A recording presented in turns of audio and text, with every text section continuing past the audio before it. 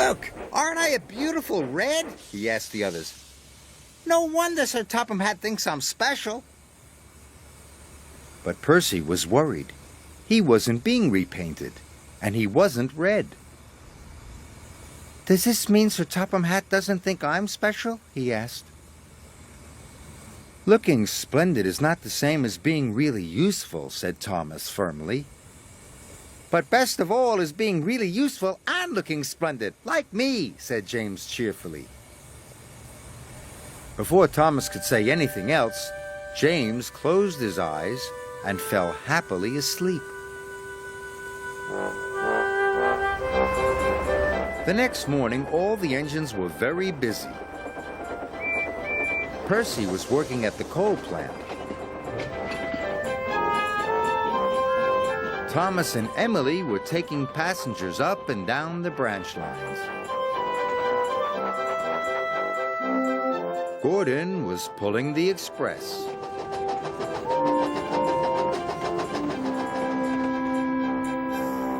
Sir Topham Hatt came to see James. He told him to join Percy at the coal plant at once. The coal cars must reach Brendam docks before the boat sails, so no dilly-dallying, he said. Yes, sir, said James, and he set off at once.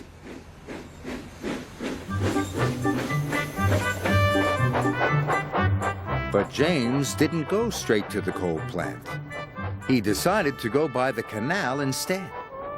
Then he could see himself in the water for yard after yard after yard.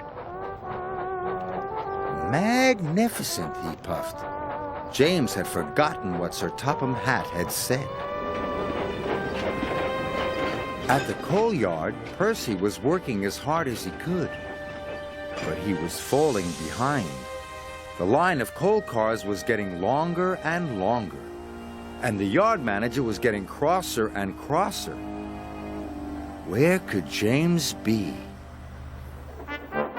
James was still enjoying himself, but there was no one around to share his fun, so he headed for Wellsworth Station.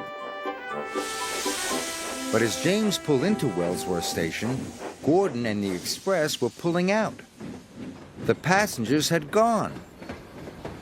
Bother, said James. He was disappointed, and he left the station. James headed straight for the branch lines. James saw Thomas.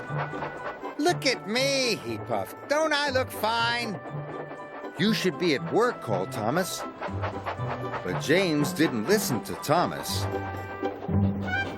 James was enjoying being James. But Percy wasn't enjoying being Percy. He was trying his hardest, but the troublesome trucks were being very naughty.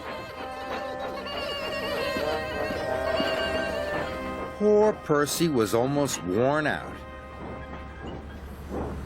What will happen to the order now? Cried the yard manager.